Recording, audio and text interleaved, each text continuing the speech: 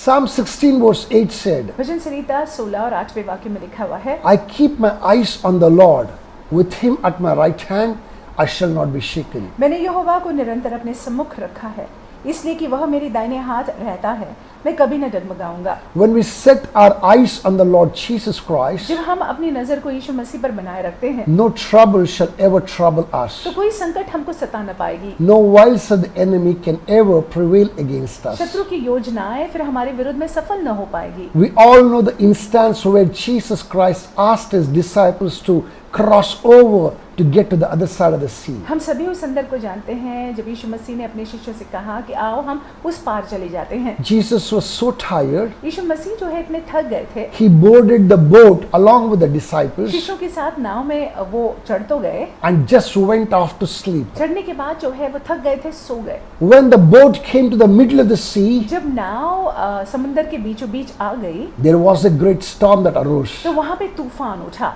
There was a great tempest. वहाँ पे तूफान उठा, So much so, इतना ज्यादा disciples feared that the boat is going to sink. कि शिष्य लोग डरने लग गए और सोचने लग गए कि ये अब नाव डूबने वाली है। That is when they went and woke Jesus and said, Lord, will you not care for us? तब जाकर जो है यीशु मसीह को वे उठाते हैं और कहते हैं कि प्रभु क्या आपको हमारा ख्याल नहीं है? Jesus woke up यीशु मसीह उठे and he commanded the storm to be still. और उन्होंने तूफान को शांत होने के लिए कहा। With just one word that he calmed the storm. शब्द मात्र से ही तूफान को उन्होंने शांत कर दिया। My brothers and my sisters, मेरे भाइयों मेरी बहनों, this Jesus who calmed the storm then, वो यीशु मसीह जिन्होंने उस तूफान को उस दिन शांत किया था, in another instance did not go with the disciples, was not in the boat with the disciples. और एक संदर्भ में शिष्यों के साथ वो नाव में नहीं थे, Instead that he was on the mountaintop praying. पहाड़ पर थे, वो प्रार्थना कर रहे थे।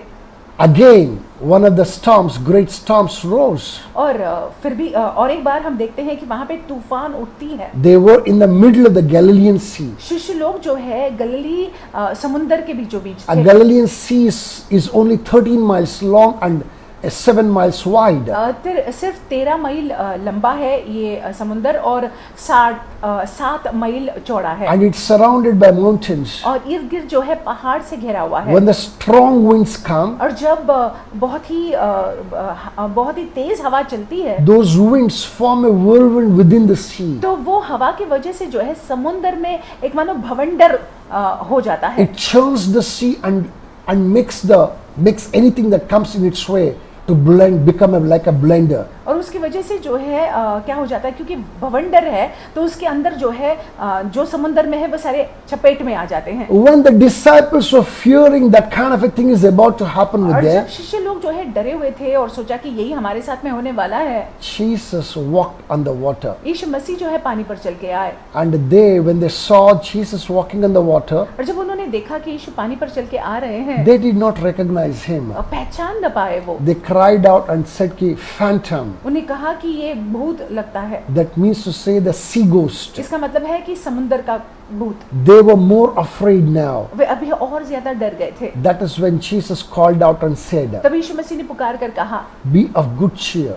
डरो मत, It is I." कि मैं हूँ। My brothers and my मेरे sisters, भाई मेरी बहनों, the master who was with the disciples and calmed the storm first time, और जो स्वामी शिष्यों के साथ थे और जिन्होंने तूफान को शांत कर दिया था पहली बार, was not with the disciples second time. दूसरी बार जो हम देखते हैं शिष्यों के साथ नहीं थे। Every good teacher will be with the disciple at a certain time. देखिए हर एक अच्छा शिक्षक जो है शिष्यों के साथ जो है कुछ समय तक रहता है। In another sea, he will let the disciples by themselves. और फिर आगे चलकर वो होने देता है कि शिष्य लोग जो है अपने आप से रहे।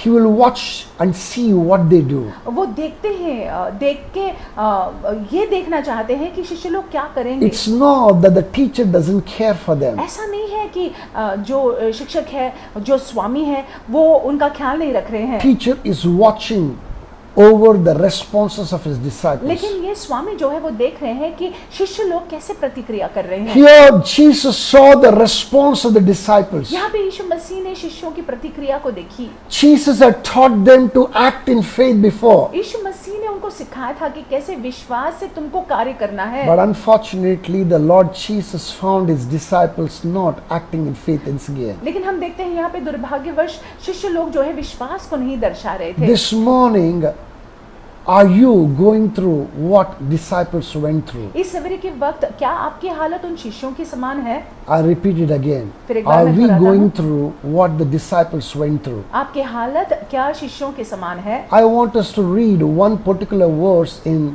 Matthew chapter 14 verse 24. हम चाहते हैं कि एक वाक्य को हम पढ़ें। मत्ती की किताब में है 14वां अध्याय और 24वां वाक्य। It is in the midst of this instance. It says, but the boat was now in the middle of the sea, tossed by the waves, for the wind was contrary.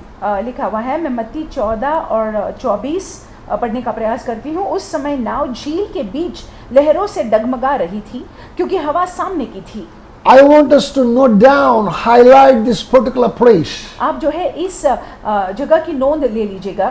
Boat was now in the middle of the sea, नाव जो है झील के बीच लहरों से डगमगा रही थी। tossed by the waves. लहरों से डगमगा रही थी। Is your life being tossed by the waves? क्या आप का जीवन भी ऐसे लग रहा है मानो आप डगमगा रहे हैं या फिर आपका जीवन डगमगा रहा है? Are you in the middle of a trouble? क्या आप संकट के बीचों बीच है?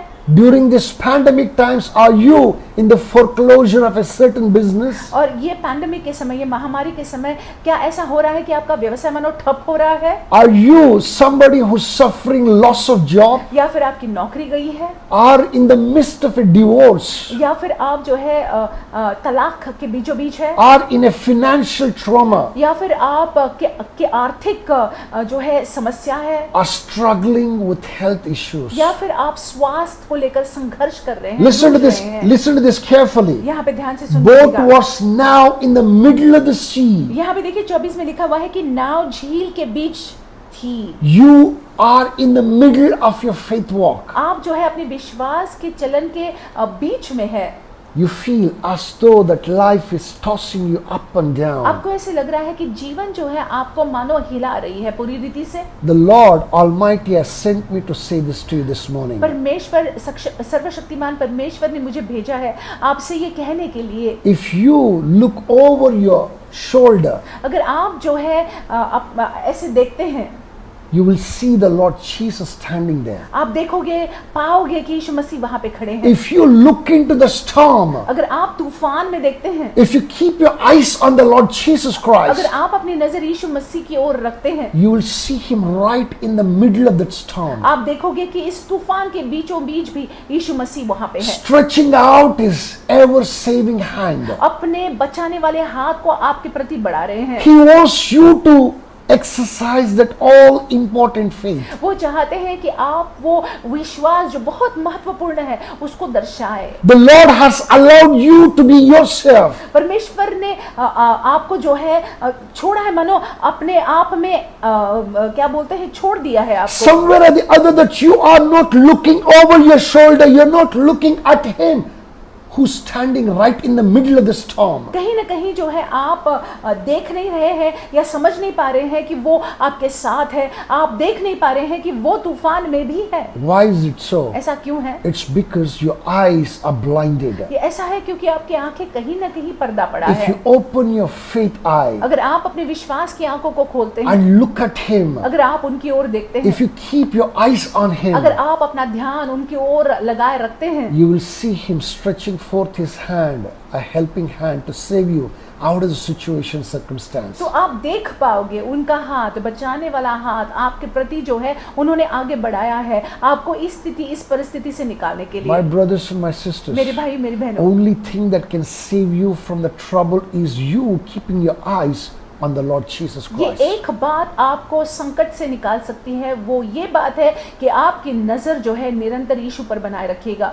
This is the encouragement that the Lord Almighty want to give you today this morning. यही प्रोत्साहन परमेश्वर आपकी ओर भेजना चाहते हैं इस सवेरे के वक्त। Don't remove your eyes off the Lord Jesus. यीशु से अपना ध्यान मत हटाइएगा। He promises if you keep your eyes on him, अपनी नजर मत हटाइएगा। वो वादा करते हैं कि यदि आप अपनी नजर उन पर बनाए रखते हैं, he will make you to walk on the water. वो होने देंगे कि आप पानी पर चले।